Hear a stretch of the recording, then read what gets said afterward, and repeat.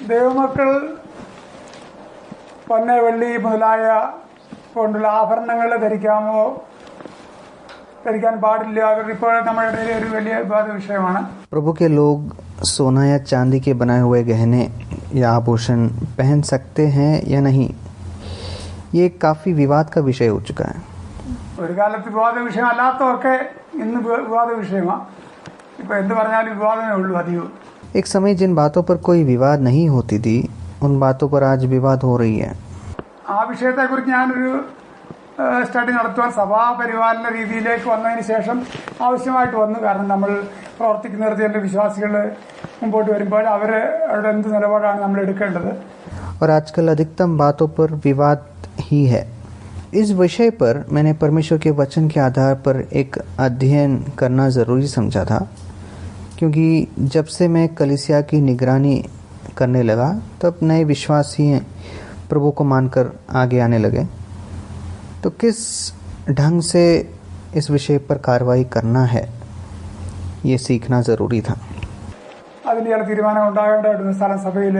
കാരണം പ്രവർത്തിക്കുന്ന സ്ഥലം ആഭരണധാരണം നടത്തുന്ന സ്ഥലമാണ്. നമ്മുടെ അനേക സ്റ്റേറ്റുകളിലും അതിനെതിരില്ല. ഞാൻ പ്രവർത്തിക്കുന്ന ഇടങ്ങളിൽ എങ്ങനെയാണ് ഈ കാര്യത്തിലൊരു തീരുമാനം ഉണ്ടാകേണ്ടത് ഞാനൊരു സ്റ്റഡി നടത്തുവാനിടയായി തീർന്നു. और उस वजह से मेरे स्थानीय कलीसिया में भी कुछ फैसले लाना था. और ये कलीसिया उन स्थानों में एक है जहाँ पर आभूषण पहनना एक साधारण बात है. ഞങ്ങൾ ബറോഡ സഭയിൽ ഒരു മാസിക പ്രസിദ്ധീകരിച്ചു. അംബാസഡർ എന്ന് പറഞ്ഞ ഒരു മാസികയാണ്. हमारे बरोड़ा कलीसिया के द्वारा एक पत्रिका का प्रकाशन किया है जिसका नाम है एम्बेसडर. അത് ഇംഗ്ലീഷിലാണ്. അത് യുവ സഹോദരന്മാരെ കൂടെ ചേർന്ന് നടത്തുന്ന ഒരു മാസിക. അപ്പം അതിനകത്ത് കുറച്ച് ചോദ്യോത്തരങ്ങൾ പ്രസിദ്ധീകരിക്കാറുണ്ട്. और वो कलीसिया के कुछ युवाओं के द्वारा इंग्लिश में प्रकाशित करते हैं.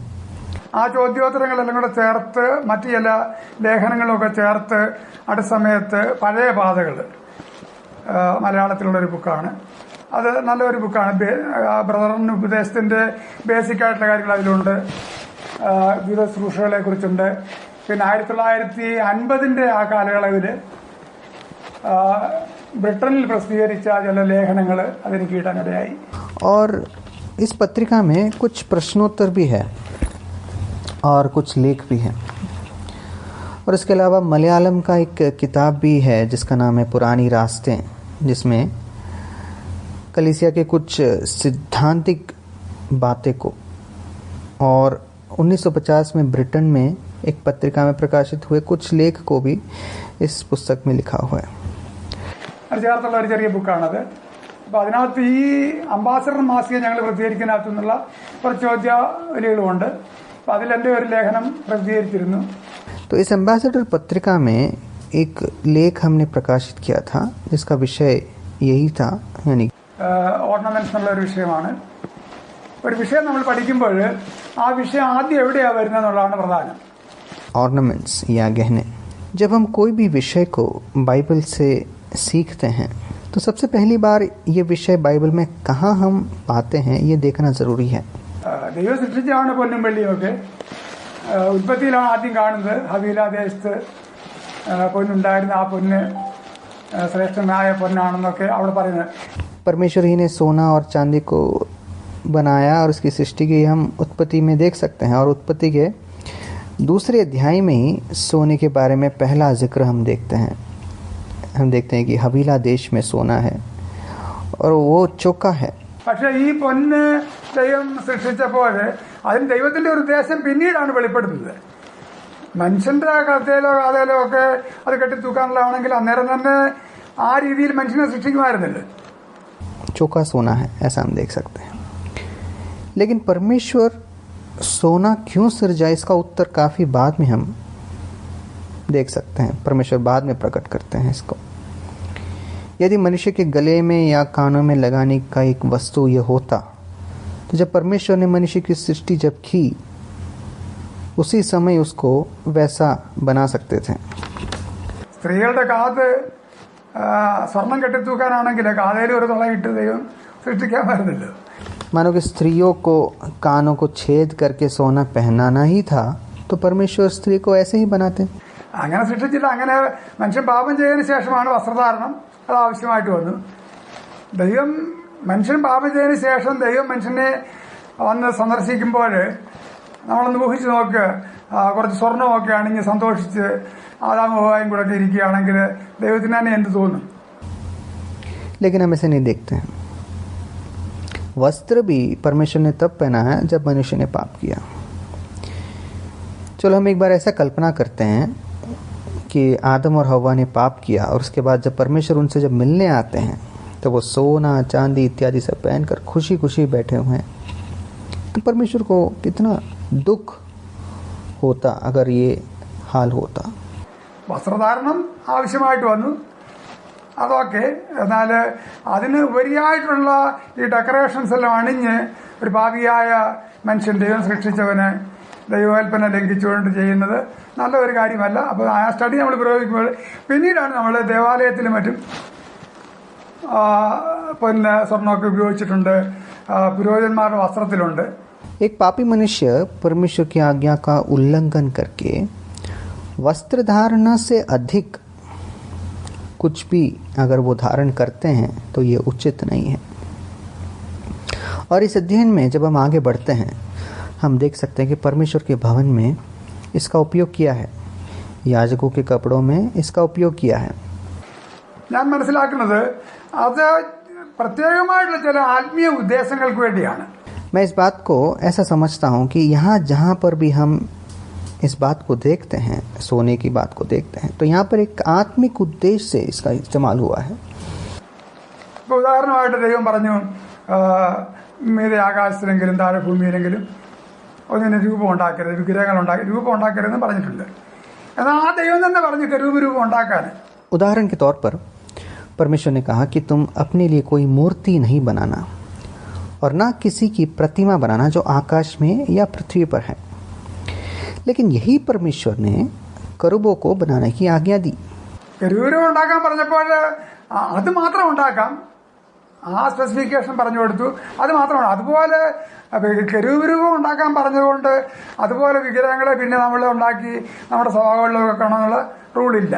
करूबों को बनाने के लिए कुछ विशेष वर्णन भी दिया है और वो उसी प्रकार उन करूबों को बनाना है. लेकिन हम ये नहीं कह सकते हैं कि परमेश्वर ने करूबों को बनाने की आज्ञा दी, इसलिए चलो आए हम कलीसियाओं में भी करूबों को बना कर रखें. കാരണം ചില സ്പെസിഫിക് കമാൻഡ്മെന്റ്സ് അത് ചെയ്യാം. അതുപോലെ പുരോഹിതന്മാർ സ്വർണ്ണം അണിയുന്നതിന് അവരുടെ വസ്ത്രത്തിലൊക്കെ സ്വർണം പതിക്കുന്നതോ ദേവാലയ സ്വർണം പതിക്കുന്നതോ അത് ചില ആത്മീയ ഉദ്ദേശങ്ങൾക്ക് വേണ്ടിയുള്ളതാണ്. और ऐसा एक नियम बनाना भी गलत है. कुछ विशेष तौर पर उन आज्ञा को दिया है और उन आज्ञा को उसी रीति से उनका पालन करना है. उसी प्रकार याजकों के कपड़ों में और प्रभु के मंदिर में जो सोना है, जो सोने को चढ़ाया है, उन सारी बातों में एक आत्मिक अर्थ है. ആ ആത്മീയ ഉദ്ദേശങ്ങൾ അത് മാത്രം ചെയ്യാം, അല്ല അതൊരു ജനറൽ റൂളല്ല. അങ്ങനെയാണ് പഴയ നിയമത്തിൽ പഠിച്ചത്. തന്നെയല്ല, എവിടെ റിവൈവൽ ജാഗ്രത എവിടെയൊക്കെ ഉണ്ടായിട്ടുണ്ടോ അവിടെയൊക്കെ ഇത് ഊരിയിട്ടുണ്ട്. ये एक सार्वजनिक नियम नहीं है. इस प्रकार हम पुराने नियम में देख सकते हैं, जहाँ जहाँ पुराने नियम में लोगों को परमेश्वर की ओर पुनर्स्थापित होते हुए या रिवाइवल हम देखते हैं, यानी कि एक आत्मिक पुनर्जीवन जब हम देखते हैं, वहाँ सब इस आभूषण को त्यागते हुए या उतारते हुए हम देख सकते हैं. ഇസ്രായേൽ മക്കളുടെ യാത്രയിൽ ഊരിയിട്ടുണ്ട്. പിന്നെ ഓരോ മുതൽ ആവരണം ധരിച്ചില്ല എന്ന് എഴുതിയിട്ടുണ്ട്. പിന്നെ നിങ്ങൾ മത്സരമുള്ള ഹൃദയമുള്ളവരാണെന്ന് ദൈവം പറഞ്ഞപ്പോൾ അവരവരുടെ സ്വർണ്ണാഭരണങ്ങൾ ഊരിയതായിട്ട് പറയുന്നുണ്ട്. എവിടെ ഒരു റിവൈവൽ ഉണ്ടായിട്ടുണ്ട് അവിടെയൊക്കെ ഇത് ഊരിയിട്ടുണ്ട്. इसराइलियों के सफ़र में उन्होंने इसको निकाला है. हम पढ़ते हैं होरेब से लेकर आगे वो कभी गहने नहीं पहने. और उतना ही नहीं हम देखते हैं जब परमेश्वर ने उन्हें कहा तुम हटीले लोग हैं, तब हम देखते हैं सारे इसराइलियों ने अपने गहने उतार दिए. तो जहाँ जहाँ एक आत्मिक पुनर्स्थापन हुआ है, यानी कि परमेश्वर के मार्ग पर लौट आए हैं, वहाँ सब इसको उतारते हुए हम देख सकते हैं. ദൈവമക്കൾക്ക് ആവശ്യമുള്ള ഒരു കാര്യമല്ല ഇതെന്നുള്ളത് പഴയ നിയമത്തിൽ അത്ര വ്യക്തമല്ല. കാരണം പഴയ നിയമത്തിൽ സ്വർണം ഉപയോഗിച്ചിട്ടുണ്ടല്ലോ. നമ്മൾ ഇസാക്കിന് ഒരു ഭാര്യ അന്വേഷിച്ച് പോകുമ്പോൾ എലയാസർ കൊണ്ടുപോയ വസ്തുക്കളിൽ ആഭരണം ഉണ്ടായിരുന്നു തെളിയുന്നുണ്ട്. കാരണം എന്നാൽ അബ്രഹാമിന്റെ വീട്ടിൽ അത് ഉപയോഗിച്ചിരുന്നില്ലെന്നുള്ളത് തെളിയുന്നുണ്ട്.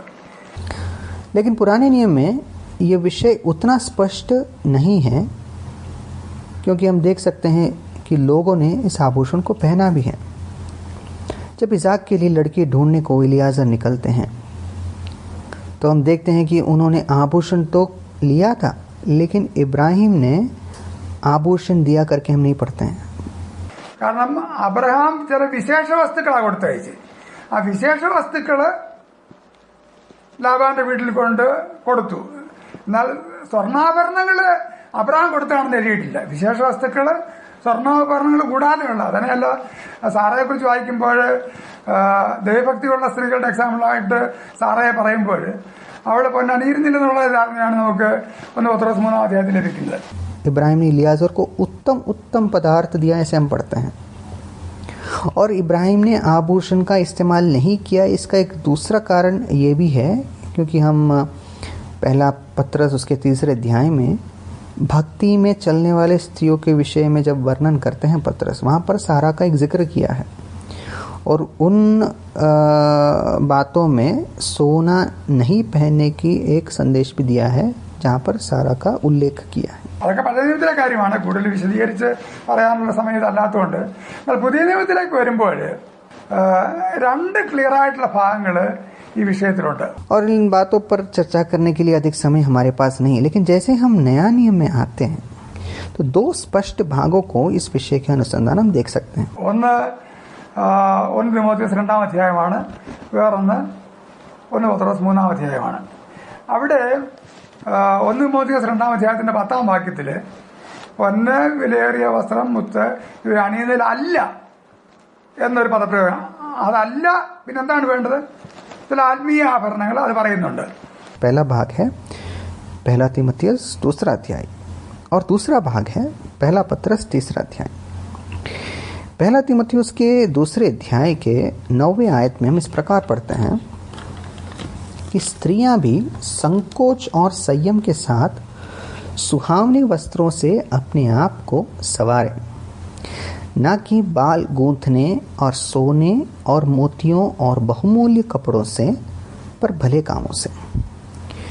यहाँ पर आपने ध्यान दिया होगा, ऐसा लिखा है कि न कि बाल गूंथने और सोने और मोतियों और बहुमूल्य कपड़ों पहनने से. അല്ല എന്നുള്ള പദം ഉപയോഗിച്ചിരിക്കും. ഞാനൊരല്പം ഗ്രീക്ക് പഠിക്കേണ്ട ആവശ്യമുണ്ടായപ്പോൾ അല്പം പഠിച്ചായിരുന്നു. ഞാൻ തന്നെ പഠിച്ചതാണ്, ആര് പഠിപ്പിച്ചതല്ല. യഹോവ സാക്ഷികളോടൊക്കെ സംസാരിക്കുമ്പോൾ അവർ ഒടുക്കം പറയും ഗ്രീക്കിൽ അങ്ങനെ അല്ലെന്ന്. അതുകൊണ്ട് അവരെ നേരിടാൻ വേണ്ടി ഞാൻ തന്നെ ചില ബുക്കുകളൊക്കെ വെച്ച് സെൽഫ് സ്റ്റഡി നടത്തി. അതിൽ do it your self Greek എന്ന് പറഞ്ഞൊരു ബുക്കുണ്ട്. അല്പം വായിക്കാനും ഡിക്ഷണറി നോക്കാം, വലിയ പാണ്ഡിത്യമൊന്നുമില്ല. ഗ്രീക്ക് എൻ്റെ ഒരു ഇന്റർലീനിയർ ന്യൂ ടെസ്റ്റ്മെന്റ് ഉണ്ട്, അതിനകത്ത് ഇംഗ്ലീഷും ഗ്രീക്കും സൈഡ് ബൈ സൈഡ് എഴുതിയിട്ടുണ്ട്. അതിനകത്തെ പദങ്ങൾ ഡിക്ഷണറി നോക്കത്തക്ക ഒരു ഗ്രീക്ക് ഡിക്ഷണറി ഉണ്ട്. ഇത്രയൊക്കെ എനിക്കറിയത്തുള്ളത്. അപ്പൊ അതൊക്കെ വായിച്ചു നോക്കിയപ്പോൾ ഈ 1 തിമോഥെയോസ് 2-ാം അധ്യായത്തിന്റെ 10-ാം വാക്യത്തില് അല്ല എന്ന് പറഞ്ഞ, അതിലല്ല എന്ന് പറയുന്നത് ഉപയോഗിച്ചിരുന്നത് മേ എന്നുള്ള അർത്ഥമാണ്. एक न की का शब्द प्रयोग किया है. इस न की का मतलब क्या है? यहाँ मतलब ये है कि सोना चांदी जो गहने हैं इसका प्रयोग नहीं, बल्कि कुछ आत्मिक स्वभाव को पहनना है. तो यहाँ पर जो न की का शब्द प्रयोग किया है, इसको यदि हम ग्रीक बाइबल में देखेंगे, मैंने कुछ लोगों से बात करने के लिए कुछ बात करते हुए समय मुझे ये ज़रूरी महसूस हुआ कि कुछ ग्रीक सीखना आवश्यक है. तो इसलिए मैंने स्वयं अपनी इच्छा से एक किताब खरीदा और उसके द्वारा ग्रीक के थोड़े थोड़े शब्द मैंने सीखा. और मेरे पास एक नया नियम है जिसमें ग्रीक और इंग्लिश दोनों भाषा उसमें शामिल है. तो मैं एक एक शब्द, ग्रीक शब्द को उठाकर उसके शब्दकोश में इसका मतलब मैं देख सकता हूँ. तो जब इस शब्द का ग्रीक मैंने देखा, जो हमने अभी पढ़ा 1 तीमुथियुस 2 अध्याय के 9वें पद में, जहाँ पर लिखा है न की, तो वहाँ पर जो ग्रीक शब्द उपयोग किया है वो है मे. മേ എന്നുള്ള അത് നമ്മള് ME ഇംഗ്ലീഷ് അല്ലല്ലോ ഗ്രീക്ക്. ഈ ഗ്രീക്കിന്റെ ഒരു പ്രത്യേകത എന്ന് പറഞ്ഞാൽ ഇപ്പൊ ഇംഗ്ലീഷില് CUT കട്ടും PUT പുട്ടുമാണ്. यानी कि मे मतलब यदि हम इंग्लिश में इसको ME लिखेंगे तो वो मे जो उच्चारण होता है. अब ग्रीक एक इंग्लिश जैसा एक भाषा नहीं है. इंग्लिश में हम कहते हैं इंग्लिश एक कटपुट भाषा है. मतलब CUT जो कट है उसमें यू का जो उच्चारण है वो अ से होता है, परंतु वही इंग्लिश के पुट में PUT पुट में यू का उच्चारण ऊ से होता है. ഒരിടത്ത് യു ആയി, മറ്റിടത്ത് യു ആയി. അങ്ങനെയല്ല ഗ്രീക്കില്. ഹിന്ദി മലയാളം പോലെയൊക്കെയാണ് ഗ്രീക്ക്. അപ്പോൾ അവിടെ പദങ്ങൾ ഇംഗ്ലീഷിൽ എഴുതുകയാണെങ്കിൽ MAY എന്നോ ME എന്നോ. അപ്പോൾ മേ എന്നുള്ള വേർഡാ അല്ല എന്നുള്ളതിന് ഉപയോഗിച്ചിരിക്കുന്നത്. तो यू के दो उच्चारण को हम देख सकते हैं, लेकिन ग्रीक हमारे हिंदी या मलयालम भाषाओं में से एक भाषा हम समझ सकते हैं, क्योंकि उसमें में जो शब्द है उसका मतलब अगर शब्दकोश में देखेंगे तो ऐसा दिया है कि ये कभी भी नहीं करना चाहिए. എവിടെയാണത്? 1 തിമോത്തിയോസ് 2-ാം അധ്യായത്തിന്റെ 10-ാം വാക്യത്തിൽ. ഓക്കെ, ആ മേ എന്നുള്ള പദത്തിന്റെ അർത്ഥം ഡിക്ഷണറിയിൽ, ഗ്രീക്ക് ഡിക്ഷണറി നോക്കിയാൽ something which is never to be done. അതിന് നെഗറ്റീവ് സൈഡ് അതിനുള്ളത് ചെയ്യാൻ പാടില്ലാത്ത ഒരു കാര്യമെന്നാണ് ഡിക്ഷണറിയിലെ മീനിങ്, ഗ്രീക്ക് ഡിക്ഷണറിയിൽ. അതുപോലെ 1 പത്രോസ് 3-ാം അധ്യായത്തിന്റെ 3-ാം വാക്യത്തിൽ അവിടെ പറയുന്നുണ്ട്, അവിടെയും വരുന്നുണ്ട് അതിലല്ല ഇതിലാണെന്ന്. അവരുടെ ആത്മീയ ആഭരണമാണ് ഈ ഭൗമിക ആഭരണങ്ങളല്ല, പൊന്ന് വെള്ളി മുതലായ ആഭരണങ്ങളല്ല എന്നുള്ള പദം അവിടെയുണ്ട്. मे का अर्थ है कभी भी नहीं करना चाहिए, यानी कि एक नकारात्मक अर्थ है, यानी नहीं करना चाहिए, ये अर्थ दिया है.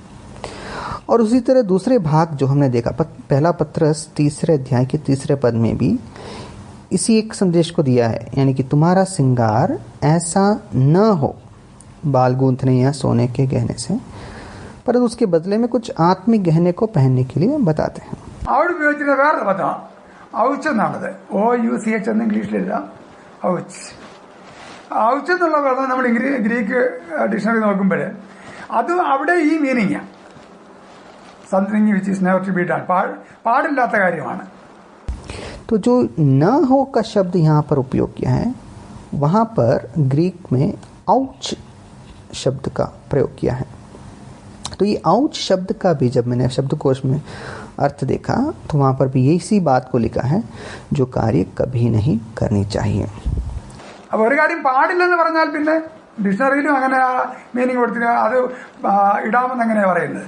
तो एक कार्य को जो नहीं करना चाहिए, ऐसा शब्दकोश में भी जब हम देखते हैं तो उस कार्य को हम कर सकते हैं करके जब हम बताएंगे तो ये उचित कैसे होगा? തന്നെയല്ല, നമ്മൾ വായിക്കുന്നുണ്ട് വേറൊരു വാക്യത്തില് മദ്യപാനത്തിലും വെറുക്കൂത്തിലും അല്ല. എൻ്റെ അർത്ഥം എന്തുവാ? മദ്യപാനത്തിലും വെറുക്കൂത്തിലും അല്ല എന്ന് പറഞ്ഞാൽ മദ്യപാനവും വെറുക്കൂത്തും അവരുടെ കൺവിഷൻ പോലെ ചെയ്യാനോ, മദ്യപാനവും വെറുക്കൂത്തും കുറേശ്ശെയാകാം വിശ്വാസികൾക്ക്, അങ്ങനല്ലല്ലോ, പാടില്ലെന്നല്ലേ. മദ്യപാനത്തിലും വെറുക്കൂത്തിലും അല്ല എന്ന് പറഞ്ഞാൽ മദ്യപാനവും വെറുക്കൂത്തും വിശ്വാസികൾ പാടില്ലെന്ന് തന്നെ അർത്ഥം. അതുപോലെ ആ പദം തന്നെയാണ് ഇവിടെ ഉപയോഗിച്ചിരിക്കുന്നത്. एक और जगह हम ऐसा एक भाग पढ़ते हैं कि तुम सीधी चाल चलो, ना कि लीला क्रीड़ा या पियक्कड़पन में. लीला क्रीड़ा यानी दंगे में नहीं और पियक्कड़पन में नहीं, परंतु सीधी चाल चलें. तो यहाँ पर लीला क्रीड़ा या पियक्कड़पन के जगह एक सीधी चाल चलने का एक संदेश दिया है. लेकिन यहाँ पर जो ना की जो शब्द प्रयोग किया है, वहाँ पर भी ग्रीक में उस में शब्द का प्रयोग हुआ है, यानी कि ये कार्य कभी नहीं करना चाहिए. മേ എന്നുള്ള പദത്തിനും ഔച്ച് എന്നുള്ള പദത്തിനും പാടില്ല എന്നുള്ള കാര്യമായിരിക്കുമ്പോൾ അത് നമ്മൾ മനസ്സിലാക്കേണ്ട പുതിയ നിയമത്തില് ഈ 2 ഭാഗങ്ങളിലുള്ള ഈ വിഷയം ചർച്ച ചെയ്യുന്നത്. പുതിയ നിയമ വിശ്വാസികള് പഴയ നിയമത്തിലെ പുരോഹിതന്മാര് ആഭരണം വിട്ടെന്നോ അല്ലെങ്കിൽ ദേവാലയത്തിലെ പൊന്നു പൊതിഞ്ഞെന്നോ ഉപകരണങ്ങൾക്കൊക്കെ സ്വർണം പൊതിഞ്ഞെന്നോ അത് എടുത്തിട്ട് കാര്യമില്ല. കാരണം അത് ചില ആത്മീയ ഉദ്ദേശങ്ങൾക്ക് വേണ്ടി ഉപയോഗിച്ചിട്ടുണ്ടെന്നേ ഉള്ളൂ. എന്നാൽ പുതിയ നിയമത്തിൽ ഡയറക്റ്റായിട്ടുള്ള കൽപ്പനയായിട്ടുണ്ട്. ചിലർ ചോദിക്കും ആഭരണം ഇടുന്ന ബൈബിളിൽ കൽപ്പനയായിട്ടുണ്ടോ? और इसके जगह में हम ऐसा नहीं देखते हैं कि तुम कभी कभी कर सकते हैं या विश्वासियों के आस्था के अनुसार या उनके प्रेरणा के अनुसार कर सकते हैं, परंतु यहाँ पर भी हम उसी अर्थ को और उसी शब्द को हम देखते हैं कि तुम्हें ये कभी नहीं करना चाहिए। और नए नियम में केवल इन 2 भागों में ही इसका चर्चा किया है। नए नियम के विश्वासियों का यह कहना उचित नहीं है कि पुराने नियम में याजकों ने वस्त्र में सोना पहना था या परमेश्वर के मंदिर में सोना पहना था, सोना सजाया था या बर्तन सोने के थे, क्योंकि पुराने नियम के कुछ आत्मिक उद्देश्य से इनको रखा गया था। लेकिन नए नियम में यह एक सीधा आज्ञा है।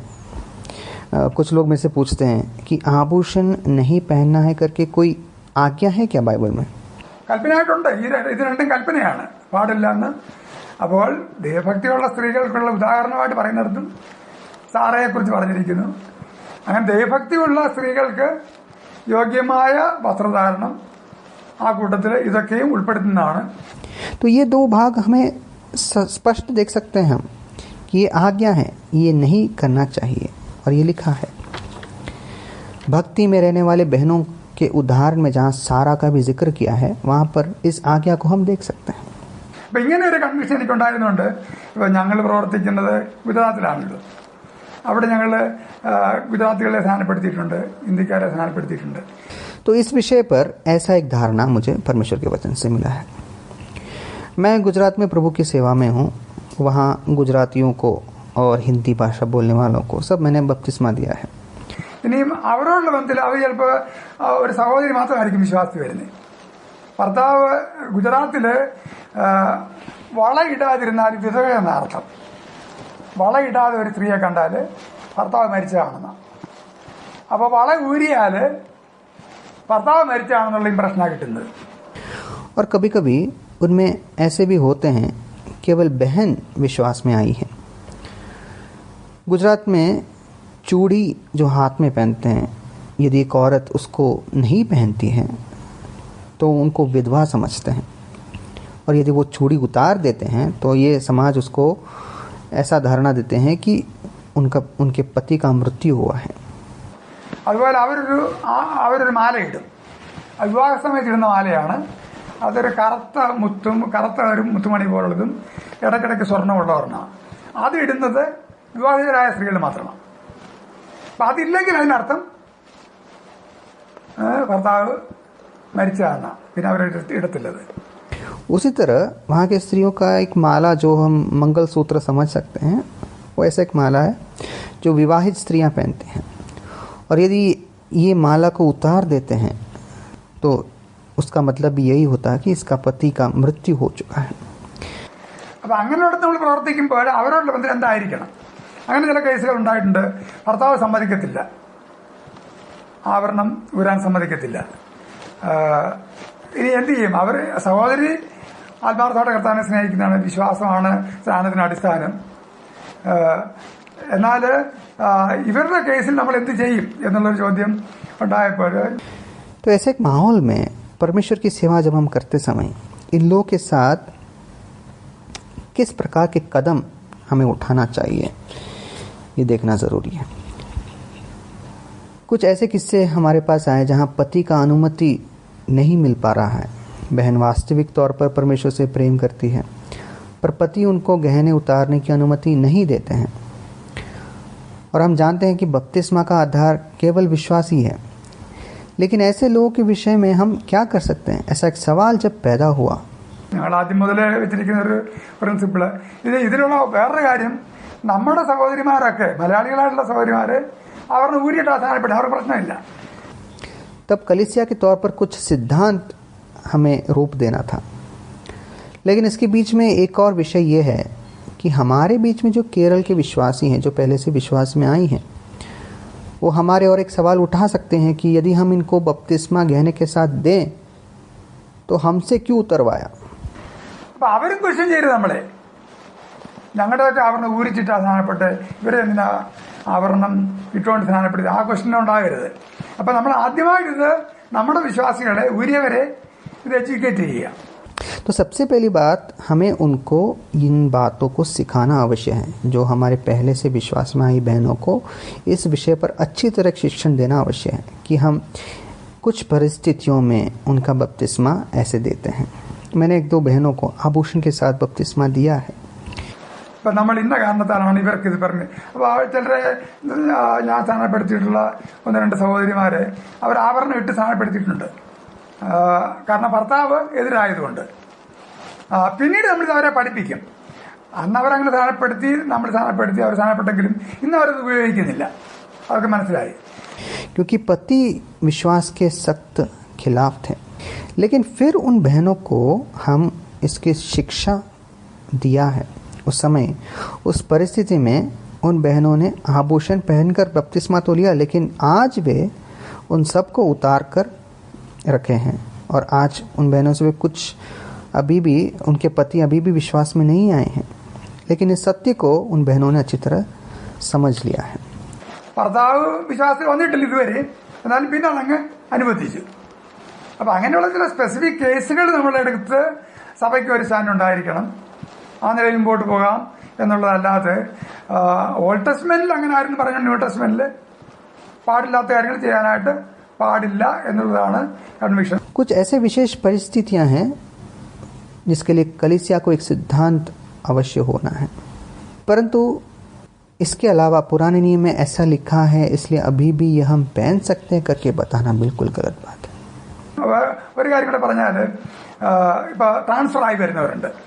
തമിഴ് ട്രാൻസ്ഫർ ആയി വരുന്നവർ ആവരണം ഇട്ടാൽ നമ്മുടെ വിശ്വാസി വരുന്നത് അവർ വേറൊരിടത്ത് രക്ഷിക്കപ്പെട്ട അവിടെ കൂട്ടായ്മയില്ല. ഇവിടെ വരുമ്പോൾ കൂട്ടായ്മ നിഷേധിക്കാൻ പറ്റും. അങ്ങനെ ഞങ്ങൾ ചെയ്യാറില്ല. और एक बात, जो लोग बदली होकर हमारे पास आते हैं, उदाहरण के तौर पर एक तमिल परिवार जगह बदली होकर हमारे बीच में आए हैं, वे जिस कलीसिया में पहले थे वहाँ पर भी विश्वास में आए होंगे और वहाँ पे संगति में थे और बहन ने आभूषण भी पहन रखा है, लेकिन जब वे कलीसिया में आएंगे तो क्या हम उनको संगति से दूर रखेंगे? അപ്പോൾ അവരെ വെൽക്കം ചെയ്യും. വെൽക്കം ചെയ്തിട്ട് എന്നാൽ അധികം താമസിയാതെ 2 ആഴ്ചക്കകം ഞങ്ങൾ LAS അവരുടെ വീട്ടിൽ ചെല്ലും. എന്നിട്ട് നല്ലൊരു ക്ലാസ് എടുക്കും. ഈ ഒരു മണിക്കൂറിൻ്റെ ഒരു ക്ലാസ് എടുക്കും. ഇങ്ങനെയൊക്കെയാണ് വചനം പറയുന്നത്. ഇനി ദൈവഭക്തിയുള്ള സ്ത്രീകൾക്ക് യോഗ്യമായ നിലയിൽ നിങ്ങൾ എന്ത് ചെയ്യാൻ ആഗ്രഹിക്കുന്നുള്ളത് നിങ്ങൾ തീരുമാനിക്കുക. कभी भी नहीं, और हम ऐसे कभी नहीं करते, लेकिन उनको हम स्वीकार ज़रूर करेंगे. लेकिन जल्द ही कुछ 2 हफ्ते के बाद कलीसिया के प्राचीनों उनके घर जाकर उस परिवार को उस विषय पर एक अच्छी शिक्षण देंगे. परमेश्वर के वचन में इस प्रकार लिखी हुई है कि भक्ति में चलने वाली स्त्रियों का चाल चलन किस प्रकार होना चाहिए, और ये आभूषण उतारने का जो फैसला है वो भी आप पर निर्भर है करके हम उनको बताएंगे. ഇനി നിങ്ങൾ ആഭരണം ഊരിയില്ല എന്നുള്ളതുകൊണ്ട് നിങ്ങളെ ഒരു സെക്കൻഡ് റേറ്റ് സിറ്റിസണായിട്ട് ഞങ്ങൾ കണക്കാക്കത്തില്ല. നിങ്ങൾക്ക് എല്ലാ പ്രിവിലേജും ഉണ്ട്. പക്ഷേ നിങ്ങൾ ആത്മീയത്തിൽ വളർന്നു വരുന്നത് നിങ്ങളുടെ ഭർത്താവിന് ഒരു ശുശ്രൂഷ ഞങ്ങൾ കൊടുക്കത്തില്ല. यदि बताने के बावजूद भी वे आभूषण नहीं उतारते हैं तो हम उनको ये बताते हैं कि आपको हम एक दूसरे नजरिए से नहीं देखेंगे, परंतु कलीसिया की जितने भी सेवकाई हैं, चाहे वो वचन की सेवकाई हो या कोई भी एक आधिकारिक सेवकाई हैं, वो उस भाई उसमें शामिल नहीं हो सकते हैं. നിങ്ങൾ മറ്റേടത്ത് സഹോദരിമാരുടെ മീറ്റിംഗ് നടത്തിയവരായിരിക്കും. നിങ്ങൾ അവിടെ സഹോദരൻ പ്രസംഗിച്ച ആളായിരിക്കും. ഇവിടെ അതുണ്ടാകത്തില്ല.